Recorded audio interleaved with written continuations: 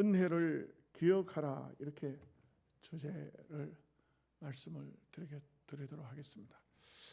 출애굽기를 준비하면서 앞부분을 빼먹고 주보에 잘못 제가 기록을 해서 본문하고 제목이 완전히 다르게 나왔습니다. 강단에 올라와서 알았어요. 깜짝 놀랐네요. 이거 본문이 왜 이리 됐나. 가만히 생각하니까 준비를 해놓고 다음까지 준비를 한 것을 뒤에 걸 먼저 올려버렸어요. 은혜를 기억한다는 것은 성도의 삶에 있어서 매우 중요합니다. 대부분의 사람들이 은혜를 받고 난 다음 그 은혜를 기억을 잘 못해요. 또 사람에게도 은혜를 입었잖아요. 아무 어떤 조건도 없이 모든 은혜를 베풀어 줬잖아요. 그런데도 불구하고 은혜를 기억하는 사람은 그렇게 많지 않아요. 심지어 사람들 속에는 검은 머리 짐승은 거두지 마라, 이런 말을 할 정도로 희한하게도 짐승은 기억해요. 짐승은 기억하는데 사람은 기억을 못해요. 이게 참 제가 어느 한 옛날 그 기독교인들이 박해를 받을 때 그 책 가운데 이런 얘기가 있더라고요. 아프리카에서 참 토인들이 짐승을 잡아먹고 살잖아요. 산속에 들어갔다가 덫에 걸린 사자를 본 겁니다. 사자는 그 덫에 걸려서 죽어가는 거예요. 그런데 이 토인이 그 사자를 잡아먹어야 되겠지만 사람이 사자를 잡아서 먹는 그 토인들 아닙니까? 짐승을 무슨 짐승이 다 잡아먹잖아요. 그런데 이 사람이 너무 그 사자가 불쌍한 생각이 들고 애처로운 생각이 들어서 그 덫에 걸린 사자를 하나씩 풀러서 굶주린 사자를 낳아줬어요. 자칫 잘못하면 그 사자가 달려들면 이 사람은 생명이 위태로울 수밖에 없어요. 그런데도 불구하고 그 사자를 살려준 거예요. 그런데 한창 백인들이 흑인들을 사냥해 올 때, 그래서 아프리카 같은 데서 사람을 잡아가지고 노예로 부려먹잖아요. 근데 그 가운데서 이 토인을 잡아온 거예요. 잡아와가지고는 또 이 토인이 어떻게 기독교인이 되는지 모르지만 기독교인이 되자 본보기로 네로 황제 때에 그야말로 사자의 밥을 만드는 이런 형벌을 만든 겁니다. 굶주린 사자를 풀어놓아서 기독교인들이 잡아먹히도록 하는 이런 잔인한 일이 벌어진 겁니다. 그래서 정말 젊은 사자 한 마리를 굶주리게 하고, 그리고 이 예수 믿는 토인을, 예수 믿는 사람을 그 광장에다 갖다 세워놨는데 사자가 손사래같이 문이 열리자 달려나왔습니다. 이 틀림없이 사자의 밥이 될 줄 알았는데 이 사자가 그 사람 앞에 오더니만 무릎을 탁 꿇고 오히려 이 토인이 칼을 들고 있으니까 얼마든지 사자를 죽일 수 있게 됐어요. 그런데 사자를 죽이지도 않습니다. 이 토인이 사자를 가만히 보니까 본 기억이 나는 거예요. 왜? 몸에 보니까 덫에 걸렸을 때 그 흉터가 남아있는 겁니다. 희한하게도 사람도 잡혀오고 사자도 잡혀왔지만 서로 죽이지 않는 것입니다. 사자가 왜 그 토인에게 달려들지 않았느냐? 자기를 살려준 사람인 것을 알았다. 물론 그 사실일지 아니면 어떤 사람이 추상해서 쓴 글인지는 잘 모르겠지만 이 사자는 자기를 살려준 그 사람을 알더라. 제가 말씀드리고자 하는 것은 짐승이 은혜를 알더라. 그 사나운 짐승이 정말 말 그대로 사람이 아니잖아요. 짐승이잖아요. 그런데도 불구하고 자기를 살려줬던 그 사람 앞에 자기가 죽을지언정 그 사람을 잡아먹으려고 하지 않더라 이거죠. 이것이 초대 기독교 역사에 그런 글들이, 그와 유사한 글들이 참 많이 실려 나온 것을 볼 수가 있습니다. 그래서 우리가 분명한 것은 철저하게 하나님의 은혜를 깨닫고 하나님 말씀을 안다는 것은 중요합니다. 제 친구 목사님이 딸이 결혼해서 이제 결혼한 딸이 같이 살아요. 외손녀가 태어난 거예요. 외손녀가 태어났는데 외손녀를 성경을 가르쳐요. 그런데 참 가만히 보면 그 아이가 이제 그런 말을 배우자마자 앉혀놓고 성경을 가르치는 거예요. 성경을 가르친 그 영상을 만들어서 올해 동기들 방에 올렸어요. 그런데 그 아이가 뭘 알아듣겠어요? 어린 아이가 뭘 알겠어요? 이제 겨우 말 배운 그런 아이인데, 그런데 그 아이에게 성경을 가르치더라고요. 그래서 참 그게 맞다. 알아듣든지 뭐 알아듣든지 간에 하나님을 가르치는 것, 말씀을 가르치는 것, 이게 굉장히 중요합니다.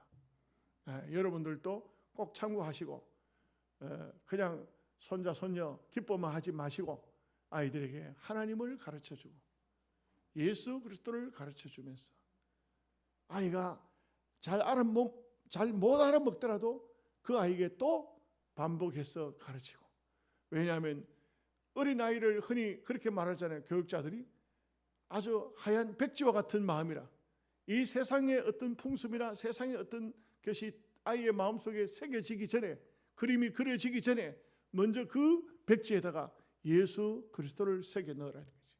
그림을 그리라 이거지. 이럴 때 하나님의 사람으로 그 아이는 성장할 수가 있다 하는 것입니다.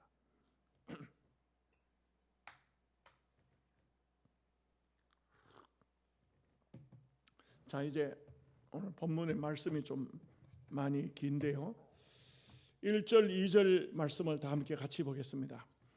여호와께서 모세에게 일러 이르시되 이스라엘 자손 중에서 사람이나 짐승을 막론하고 태에서 처음 난 모든 것은 다 거룩히 구별하여 내게 돌리라. 이는 내 것이니라 하시니라. 그 이스라엘 백성들이 참 짐승을 많이 키우죠. 유목민이니까. 그런데 처음 난 것, 첫 새끼는 하나님의 것이다. 특별히 수컷, 암컷은 채지를 않아요. 수컷은 하나님의 것이다. 이렇게 구별을 하게 했어요. 그 신앙인에게 있어서 가장 먼저 첫 것을 구별한다는 것은 매우 중요해요. 참 그 정도의 믿음을 가지고 그 정도의 믿음의 삶을 산다면 하나님께서 반드시 복을 주실 것입니다. 그 원린수 박사, 이분은 감리교의 권사이신데 이분의 어머니가 참 신앙생활이 참 대단했던 것 같아요. 아들이 대전 고등학교를 다녔는데 고등학교 2학년 때까지는 꼴발이 있어요. 꼴발이 제일 밑에 아주 하등급이었어요. 근데 고3이 되면서 이 아이가 성령을 받았는데 어떻게 보면 성령의 은사가 임한 것 같아요. 투시의 은사가 임한 것 같아요. 그래서 그때부터 공부가 길이 열려서 공부를 하기 시작해요. 대전 고등학교를 졸업할 때 1등으로 졸업했다. 대단하죠. 어떻게 그 꼴등하던 아이가 1등을 할 수가 있을까? 그것도 학문이 아니라 성령의 역사로. 이 아이가 서울대학교에 의대 시험을 쳤는데 합격을 했어요. 그 다음에 의대를 졸업할 때 그때 1등을 했어요. 그래서 상급을 받아가지고 너무 고생하면서 어렵게 공부를 했으니까 그 돈을 받아가지고는 어머니, 내가 1등 했고 이렇게 돈을 받았습니다. 이걸 우리 어머니 맛있는 거 좀 고기도 사드리고 싶습니다. 그 어머니가 정수야, 예 어머니, 너 지금까지 상금 어디서 받아본 적이 있냐? 없는데요. 그럼 이거 첫 건은 하나님의 것이다. 하나님께 갖다 바치자. 그분의 간증을 들어보면 그런 얘기를 참 많이 해요.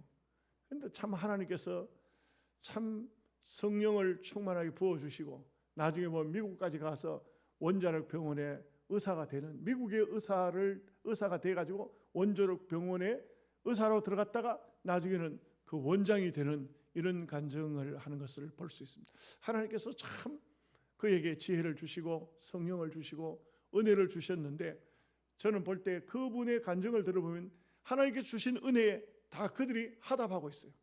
응답하고 있어요. 하나님께서 복을 주신 데에 해서 절대로 그 복을 자기들 누리는 것으로 끝나지 않아요. 하나님께서 복을 주실 때 그 복을 하나님 앞에 다시 드리는 이런 삶, 바로 이것이 은혜를 우리가 유지하고 은혜를 기억하고 은혜의 삶을 사는 것을 의미한다고 할 수가 있습니다. 그래서 우리가 은혜를 받는 것도 중요하지만 이 은혜를 하나님 앞에 다시 돌리는 것도 매우 귀중한 것입니다. 3절 4절까지 보겠습니다. 모세가 백성에게 이르되 너희는 애굽 곧 종되었던 집에서 나온 그 날을 기념하여 유교병을 먹지 말라. 여호와께서 그 손으로 권능으로 너희를 그곳에서 인도하여 내셨음이니라. 아비므을 이날에 너희가 나왔으니, 이제 말씀이 계속 연속되기 때문에 2절만 했습니다만, 하나님께서는 가장 먼저 이 무교병을 먹게 하는 무교절, 이 무교절을 지키게 합니다. 6월절과 무교절은 같이 지켜요. 6월절 첫날 6월절을 지키면 그 다음 날은 바로 무교절이 돼요. 그래서 그 무교절을 지키게 하는 것은 우리 성도로 따지면은 이렇게 말하는 거예요. 구원받은 은혜를 잊지 말라. 구원받은 것을 기억하라. 그래서 우리가 항상 하나님 앞에 여러 가지 많은 것들이 있지만 하나님 앞에 받은 바 모든 은혜는 구원의 은혜가 가장 큰 은혜예요. 우리가 부르는 이제 14장, 15장 가보면 나옵니다만, 우리가 부르는 노래는 구원의 노래예요. 이 구원의 노래가 아닌 것은 진정한 찬양이 될 수가 없어요. 그래서 우리가 부르는 모든 찬양은 사실 구원과 연관이 되어져 있어요. 구원의 노래가 아닌 것은 하나님 앞에 찬양이 될 수가 없어요. 이 구원의 노래는 이 땅 위에서만 부르는 것이 아니라 영원한 천국에 가도 이 구원의 노래를 부른다. 어린 양을 찬양한다는 것은 어린 양은 예수 그리스도예요. 예수 그리스도는 우리의 구원의 주님이 되시는 것입니다. 그래서 이런 절기를 가장 먼저 지키게 합니다. 5절 6절 말씀 보겠습니다. 여호와께서 너를 인도하여 가나안 사람과 헷 사람과 아모리 사람과 히위 사람과 여부스 사람의 땅 곧 내게 주시려고 내 조상들에게 맹세하신 바 젖과 꿀이 흐르는 땅에 이르게 하시거든 너는 이 달에 이 예식을 지켜 이래 동안 무교병을 먹고 일곱째 날에는 여호와께 절기를 지키라. 그러니까 이스라엘 백성들에게 있어서 하나님께서 가장 먼저 명령을 하신 것이 구원의 은혜를 잊지 말라. 구원의 절기를 지키라. 그래서 유대인들은 전부 다 유교병을 먹는데, 특별히 절기를 지키는 동안에는 앞에도 보았지만 집안에 아예 누룩을 두지 말라. 아예 누룩을 두지도 말고 일주일 내내 이 무교병, 누룩을 넣지 않은 떡을 먹도록 함으로써 그들은 그 절기를 아주 몸속 깊이 뼈저리게 느끼게 하는 것을 알 수가 있습니다. 그래서 우리가 하나님께 많은 은혜를 받았지만 구원의 은혜, 이보다 더 큰 은혜는 없습니다. 이 은혜는 절대 잊어서는 안 됩니다. 우리가 가장 기본적인 것이 구원의 은혜예요. 우리가 예수를 믿을 때 가장 먼저 복음을 가르쳐야 하는데 그게 뭐냐? 이 억만가지 제약된 세상에서 하나님이 우리를 건져주셨다. 우리를 하나님 백성 삼으셨다. 이것을 먼저 알아야 돼요. 그 다음에는요, 우리의 생활과 삶을 하나씩 변화시켜 가서 하나님의 사람으로 성장하고 하나님의 사람으로 하나님께 영광을 돌리는 그런 믿음의 사람이 되도록 한 걸음씩 나아가야 하는 것이 성도의 목표라고 할 수가 있겠습니다. 7절 8절 말씀 같이 읽겠습니다. 이래 동안에는 무교병을 먹고 유교병을 내게 보이지 아니하게 하며 내 땅에서 누룩을 내게 보이지 아니하게 하라. 너는 그날에 내 아들에게 보여 이르기를 이 예식은 내가 애굽에서 나올 때에 여호와께서 나를 위하여 행하신 일로 말미암음이라 하고.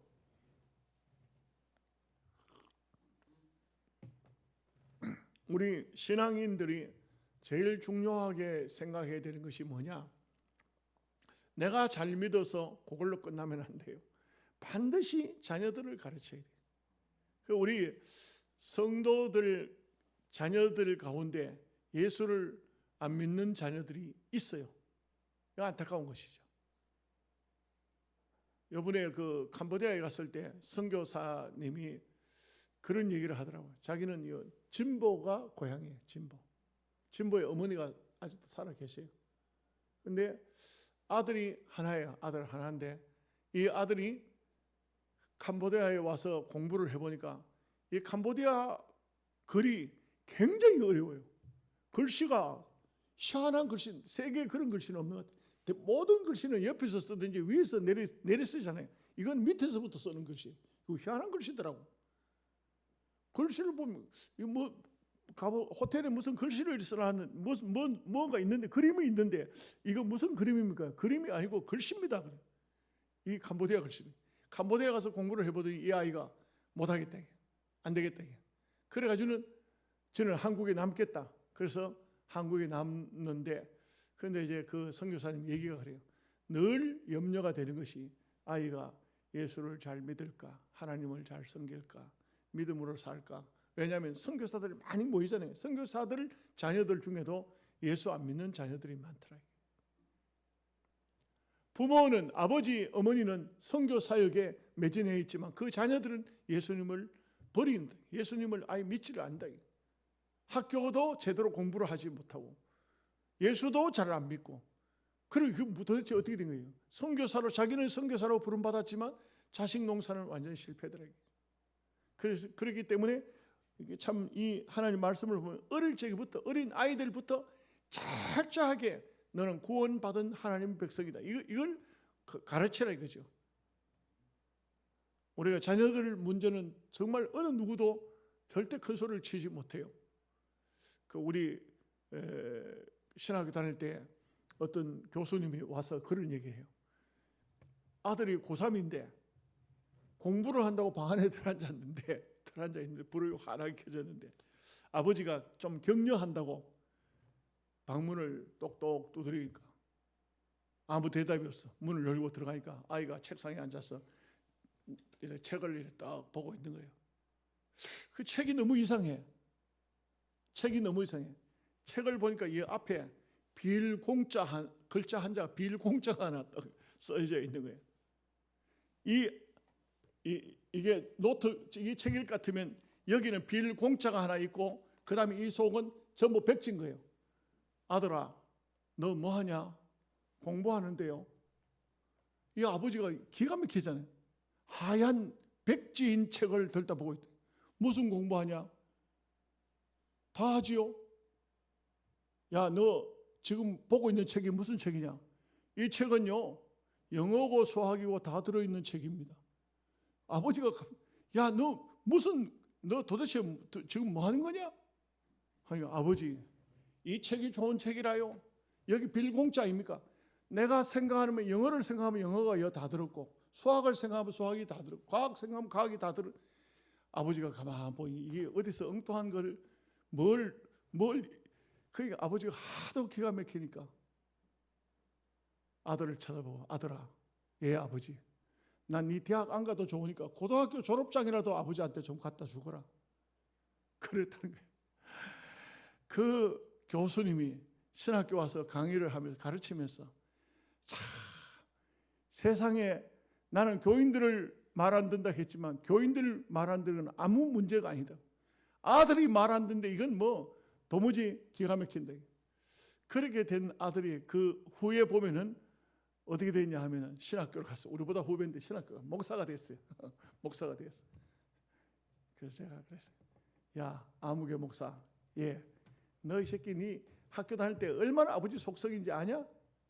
뭘 아버지 속썩여요? 나 열심히 했는데. 열심히 하면 좋아하네. 내가 다 알고 있어 임마. 이렇게 참 농담도 하고 이렇게 합니다만, 참 부모가 아무리 훌륭한 목사님이라도, 아무리 뭐 신학교 교수라도 그 자식들 교육을 잘 못 받으면 참 문제가 보통 심각한 게 아니죠. 오늘 하나님께서는요 그렇게 말씀합니다. 네 자녀에게 가르치라. 가르치는데 어떻게 가르치냐? 부지런히 가르쳐야 돼. 신명기서에 보면 부지런히 가르치라고 했어요. 한 번 가르치고 끝나는 게 아니에요. 그냥 어릴 적부터 계속해서 부지런히 가르쳐야 돼요. 하나님을 가르치고 하나님 말씀을 가르쳐야 된다는 것입니다. 자, 9절 10절 말씀 같이 보겠습니다. 이것으로 내 손의 기호와 내 미간의 표를 삼고 여호와의 율법이 내 입에 있게 하라. 이는 여호와께서 강하신 손으로 너를 애굽에서 인도하여 내셨음이니 해마다 절기가 되면 이 규례를 지킬지니라. 유대인들은요, 한 해가 시작되는 그 날이 우리는 어떤 날입니까? 설날 말이에요. 설날에 이 사람들은 무교병을 먹는 무교절이라. 첫날 유월절 하고 그 다음에 무교절이라. 이건 뭘 말하는지 아십니까? 가장 먼저 인생의 삶의 모든 해의 첫날을 구원받은 은혜를 잊지 말라는 거예요. 이걸 잊어버리면 안 된다. 하나님의 백성이면 가장 먼저 생각해야 되는 것이 구원이라. 구원, 하나님의 은혜. 내가 이 죄 많은 세상에서 구원을 받았구나 하는 것입니다. 이걸 잊어버리면 안 된다 이거죠. 우리가 항상 언제든지 생각해야 되는 것은 가장 먼저 뭘 생각해야 돼요? 하나님을 생각해야 돼요. 내 행편, 내 사정을 살피는 게 아니에요. 여러분, 이제 제가 캄보디아에서 개미가 날라와서 내 뒷목을 물었다 했잖아요. 물었던 그 개미가 탁 치니까 이놈이 딱 도망을 가가지고 윤덕재 장로님 뒷꼭지를 또 물었어요. 근데 개미가 그렇게 독이 있는 줄 잘 몰랐어요. 윤덕재 장로님 그날부터 막 약 먹고 난리가 났고, 나는 돌아와가지고 이제 열이 나는데, 이게 이제 거의 이제 뭐 몸은 거의 정상에 가까운 것 같은데, 한 가지 다른 것이 있다면 목이 계속 말라요. 밤이고 낮이고 계속 물을 먹어도 안 될 정도로 목이 말라요. 이게 조금 문제가 있는 것 같아요. 그래서 이제 저는 항상 목회를 하든지 언제든지 생각하는 것은 가장 먼저 내 몸이나 내 생활이나 내 삶이, 내 자녀들, 내 후손들이 아니고, 나는 가장 먼저 생각하는 것은 하나님의 일, 하나님의 역사, 하나님께서 내게 주신 사명, 이것을 늘 생각합니다. 제가 가끔 이제 여러분들한테도 이런 말씀을 드립니다만, 좀 오해는 하지 마시고, 뭐 조금 감기 걸렸다고 뭐 교회 못 나오고, 무슨 뭐 어디 바깥에 조금 일이 있다고 못 나오고, 장로님들이 되셔도 일주일 내내 한 번 좀 새벽기도 한 번 제대로 새벽기도 하는 분들을 잘 못 보고, 그 왜 그럴까? 처음부터 신앙의 기초가 좀 잘못된 게 아닌가? 여러분들이 지금 제가 이런 말을 하니까 벌써 아마 인상이 다 굳었어요. 또 목사가 또 희한하게도 또 뭐 무슨 구실을 붙여가지고 또 책망하는구나. 그 목사는 원래가 책망하는 사람이 목사예요. 원래가 좀 이 교인들 꾸중하는 게 목사라고. 요즘에는 좀 그렇게 하지 않지. 옛날에는 우리가 그 신학교를 다닐 때, 그럴 때 어떻게 배웠는지 아세요? 말씀은 불이라, 말씀은 방망이라. 방망이는 뭐 하는 거예요? 막 두드려 패는 게 방망이라. 그래가지고는 옛날에 그랬다니까. 여러분들은 혹시 어떻게 들리는지 모르지만, 목사는요 방망이로 막 두드릴 때 교인들하고 콩하고는 볶아야 된다. 그렇지 않으면 그냥 나태해진다. 그래가지고, 그런데 야간 저는 생각할 때 그래요. 그 왜 우리 성도님들은 좀 그런 절실한 마음이 없을까? 막 쉬운 대로, 너무 편한 대로 예수를 믿는 것 같아요. 시대가 그런 시대인지 잘 모르겠어요. 목사님들도 다 그래 회의해요. 이번에 우리 노예에서 보니까 지난 추석에 말이에요. 추석을 지나왔잖아요. 추석 때, 추석 날 오후에 예배한 교회가 잘 없더라고요. 다 물어보니까 다 그냥 원만하면 추석 날 오후 예배, 주일날 오후 예배를 다 쉬었더라고요. 제가 나름대로 알아봤어요. 진복교회도 안 했다고, 동문교회도 안 했다고, 전부 안 했다고 하더라고요. 목사님들과 장로님들의 사상이 내가 볼 때는 뭔가 해이해지고 풀어지는 것 같아요. 하나님 말씀은 안 그런데 우리의 삶이 그렇게 풀어지면, 그렇게 흐리멍텅하면 안 돼요. 어떤 경우라도, 여러분 제가 무슨 뭐 벌레 물린 게 자랑 삼아서 얘기하는 게 아니에요. 어떤 경우라도, 어떤 상황에도 정신만큼은 분명하고 확실해야 돼요.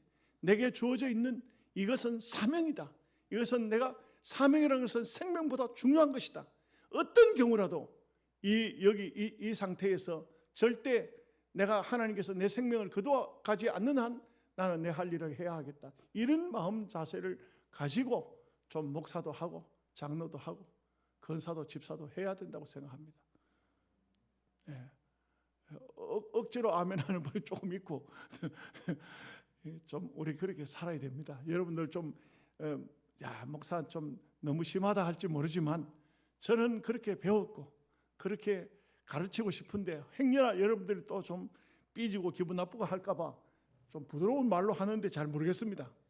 여러분들이 잘 받아들일런지요. 11절 12절 말씀 같이 보겠습니다. 여호와께서 너와 내 조상에게 맹세하신 대로 너를 가나안 사람의 땅에 인도하시고 그 땅을 내게 주시거든 너는 그 너는 태에서 처음 난 모든 것과 내게 있는 가축이 태에서 처음 난 것을 다 구별하여 여호와께 돌리라. 수컷은 여호와의 것이니라. 아마 이게 참 희한하죠.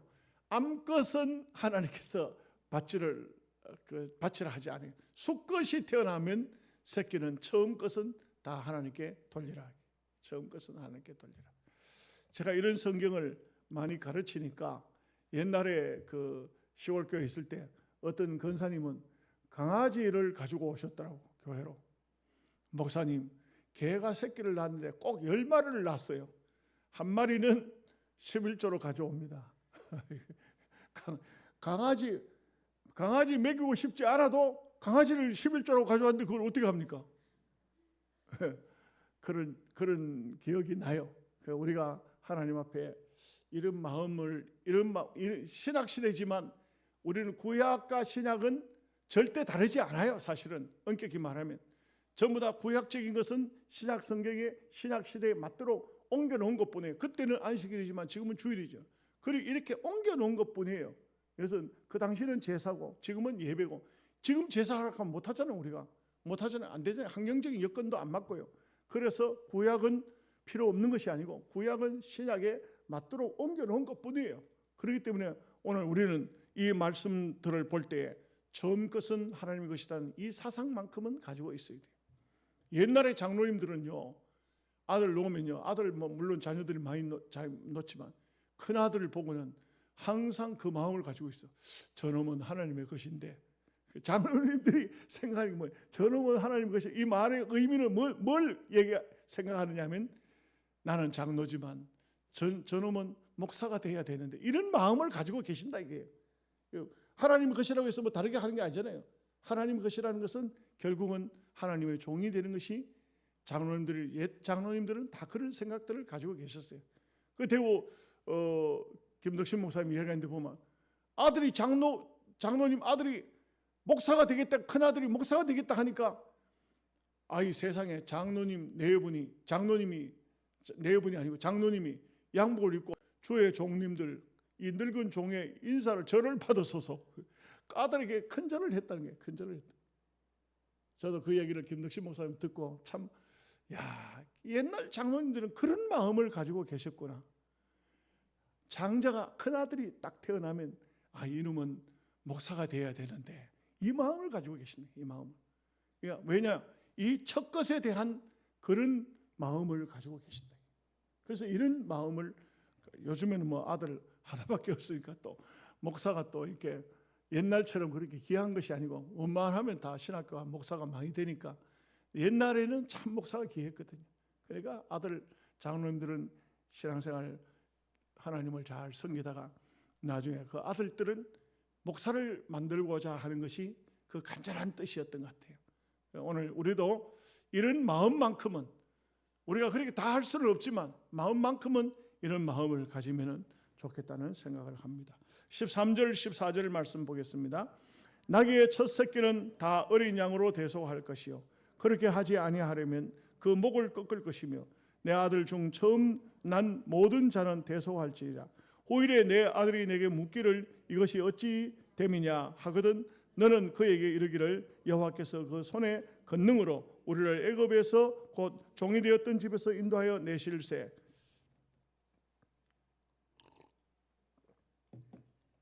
말씀 계속 이어집니다만, 여기 나귀는 그 하나님 앞에 제물이 안 돼요. 나귀는 제물이 될 수 없어요. 나귀. 하나님 앞에 제물이 되는 것은 양과 염소와 소, 비둘기, 이거 외에는 제물이 안 돼요. 그런데 집안에서 가장 유다인들이 가장 많이 사용하고 있는 것이 나귀죠. 나귀는 집집마다 다 있어요. 많은 짐을 실어 나르기. 그래서 암컷은 새끼를 놓잖아요.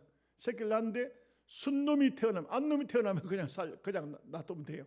암놈은 하나님 앞에 드리는 법이 없어요. 여자분들 죄송하지만 여자는 그렇게 성경에서 왜 그런지는 몰라겠어요. 남자만 대표자로 여겼어요. 그래서 이제 그렇게 했는데, 새끼가 순놈이 태어나면 나귀를 하나님 앞에 바칠 수 제물로 바치지 못하니까 어린 양으로 대신하고, 만약에 어린 양이 없거나 대속할 수 없으면 그 목을 꺾으라는 것은 이 나귀를 죽이라는 거예요. 그 참 희한하죠. 왜 그렇게 했는지는 모르겠지만 하나님께서 그만큼 철저하게 하나님 백성은 하나님의 말씀에 순종해서 살라는 것을 말씀하고 계시는 것을 알 수가 있습니다. 자, 15절 16절 말씀 봅니다. 그때에 바로가 완악하여 우리를 보내지 아니하며 여호와께서 애굽 나라 가운데 처음 난 모든 것은 사람의 장자로부터 가축의 처음 난 것까지 다 죽이셨으므로 태에서 처음 난 모든 수컷들은 내가 여호와께 제사를 드려서 내 아들 중에 모든 처음 난 자를 대속하리니 이것이 내 손의 기호와 내 미간의 표가 되리라. 이런 여호와께서 그 손의 권능으로 우리를 애굽에서 인도하여 내셨음이라 할지니라. 그 15절 16절 말씀은 14절에 대한 해명 답이에요. 14절에 뭐냐면 아들이 묻기를 왜 이렇게 합니까 하고 물으면은 바로 이렇게 대답을 해주라는 거예요. 그래서 애굽 땅에서 장자를 죽인 이 장자 재앙에 대한 것을 다시 설명을 한 것이죠. 자, 17절 18절 말씀 보겠습니다. 바로가 백성을 보낸 후에 블레셋 사람의 땅의 길은 가까울지라도 하나님이 그들을 그 길로 인도하지 아니하셨으니 이는 하나님이 말씀하시기를 이 백성이 전쟁을 하게 되면 마음을 돌이켜 애굽으로 돌아갈까 하셨습니다. 그러므로 하나님이 홍해의 광야길로 돌려 백성을 인도하시며 그 이스라엘 자손이 애굽 땅에서 대열을 지어 나올 때, 여기도 이제 말씀 계속 연결됩니다만 17절 18절 말씀 속에서 우리에게 주는 교훈은 뭐냐? 이스라엘 백성들이 출애굽 시킬 때 거기에 보면은 홍해 바다 길로 갔잖아요. 그런데 홍해 바다 길 외에 또 다른 길이 있었다는 겁니다. 그 길은 무슨 길이냐? 블레셋을 통과해서 들어가는 길이라 이거죠. 우리가 일반적으로 생각할 때 블레셋은 세상, 블레셋은 악인들의 사는 곳, 이렇게 많이 머릿속에 이렇게 인식이 되어 있거든요. 그런데 하나님께서는 블레셋, 이방인들, 하나님을 모르는 백성들, 그들도 성경을 보면 굉장히 귀중히 여겼어요. 여러분 혹시 오해하시면 안 됩니다. 우리 예수 믿는 하나님의 백성들만 하나님이 귀히 여기고 세상 사람들은 뭐 아무것도 아닌 유대인들, 이스라엘 사람들의 방식으로 하면 저 지옥의 땔감들, 그렇지 않았어요. 절대 그렇지 않았어요. 그 요나서 말씀을 보면 그 말씀이 나오잖아요. 요나에게 하나님께서 하신 말씀이 뭡니까? 블레셋의 도시 거기에 가서 복음을, 하나님 말씀을 선포하라는 거예요. 그런데 이제 요나는 다시스로 도망갔죠. 블레셋으로 가지 않고 다시스로 도망갔습니다. 도망갈 때 요나를 겪고 잡아다가 그 블레셋 땅에 가서 복음을 전하게 하죠. 니느웨. 그래서 니느웨 백성들이 회개를 합니다. 회개를 할 때 그 니느웨 사람들을, 블레셋 사람들을 다 살려주셨잖아요. 요나가 막 화를 낼 때 하나님께서 하신 말씀이, 요나는 뭐 때문에 화냈냐? 박넝쿨이 하나가 나오더니만 그 그늘이 됐는데 이게 벌레가 밑에서 찝어 먹어버리니까 박넝쿨이 죽어버렸다. 그래 햇빛이 내려 쪼이니까 막 화가 나가지고 하나님을 원망하고 박넝쿨 하나 죽었다고 막 하나님을 원망할 때 하나님께서 요나에 보고 하신 말씀이, 너는 네가 심지도 않은 박넝쿨 하나 죽었다고 그렇게 원망하느냐?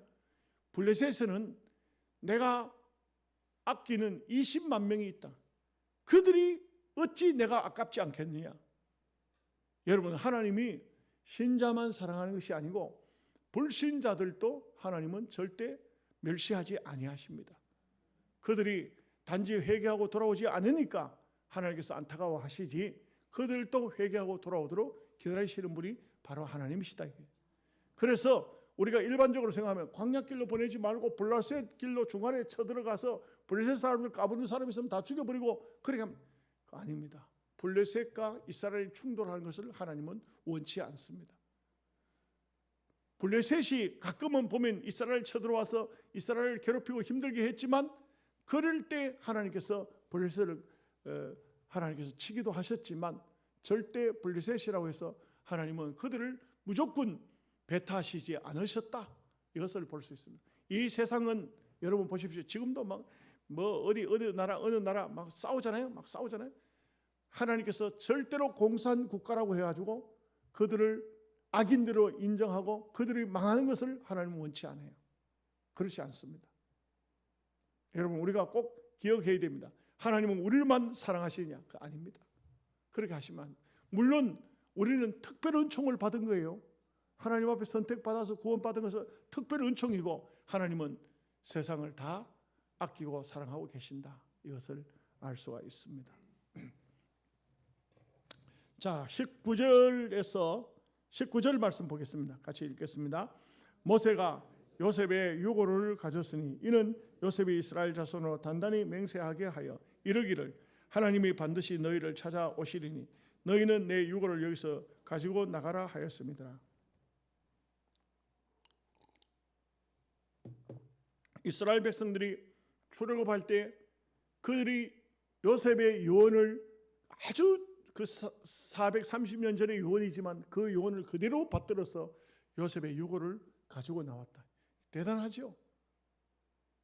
430년, 우리 같은 100년 전의 일들을, 100년 전의 어떤 유물이 지금도 제대로 남아있는 게 있습니까? 이 사람들 요셉의 유고를 430년 동안 보관하고 있었다는 것은 이건 대단한 거예요. 이것은 뭘 말하고 있습니까? 요셉이 반드시 이스라엘 백성들이 애굽에서 나갈 것을 믿음으로 알고 유언을 했고, 이스라엘 백성들은 또 요셉의 유언을 그대로 가지고 지켜나갔다는 것이 참 대단한 사람들입니다. 대단한 민족이고 대단한 사람들입니다. 오늘 우리가 하나님 말씀이 주어졌으면 그 말씀을 그대로 믿고 순종하고 하는 것은 정말 중요합니다. 그래서 하나님 말씀이면 그대로 받아야 되고 그대로 순종해야 되고 그대로 따라야 됩니다. 자, 이제 20절부터 22절까지 말씀 보겠습니다. 그들이 숫곳을 떠나서 광야 끝 에담의 장막을 치니 여호와께서 그들 앞에서 가시며 낮에는 구름 기둥으로 그들의 길을 인도하시고 밤에는 불 기둥을 그들에게 비추사 낮이나 밤이나 진행하게 하시니 낮에는 구름 기둥 밤에는 불 기둥이 백성 앞에서 떠나지 아니하니라. 그래서 하나님은 하나님 백성들을 절대로 잠시도 떠나지 않았어요. 하나님이 함께했다는 증거가 바로 불기둥, 구름기둥이에요. 그래서 항상 하나님 백성을 떠나지 않았다. 영적으로 말하면 여러분들도 여러분의 삶 속에 가장 가까이에 하나님이 계신다. 하나님이 계신다. 하나님이 여러분의 가정을, 여러분의 자녀들을, 여러분들의 삶 속에 하나님이 계신다. 불기둥, 구름기둥이 이스라엘 백성들하고 항상 함께했던 것처럼 오늘 우리가 하나님 백성으로서 땅 위에 살아가는 중에 하나님께서 언제나 함께 하시고, 우리에게 어떤 시편의 말씀처럼 참 밤중에 날아드는 화살도 하나님이 막으시고, 또 대낮에 어떤 살도 하나님이 막으시고, 하나님께서 오늘 우리를 절대적으로 보호하고 계시는데, 우리가 이 땅 위에 사명을 다하는 그날까지 하나님께서 우리와 함께 하신다는 것을 오늘 이 출애굽기에서도 이스라엘 백성들과 함께 하시는 하나님에 대해서 말씀을 주실 때 같은 내용, 같은 뜻으로 되어 있다는 것을 여러분들 꼭 아셔야 되겠습니다. 기도하겠습니다. 자비로우신 아버지 하나님, 하나님의 은혜와 사랑을 생각할 때 감사합니다. 오늘 주의 말씀은 자녀들에게 가르치라고 하고 있습니다. 하나님의 은혜를 자녀들에게 알리라고 말씀하고 있습니다. 그리하여서 하나님을 섬기되 자자손손 하나님이 살아계신 하나님, 전능하신 하나님, 우리를 구원하시는 하나님을 알게 하라는 것을 말씀합니다. 오늘도 주신 말씀이 우리 모두에게 깨우침을 주는 생명의 말씀이 되게 하여 주옵소서. 예수님의 이름으로 기도하옵나이다. 아멘.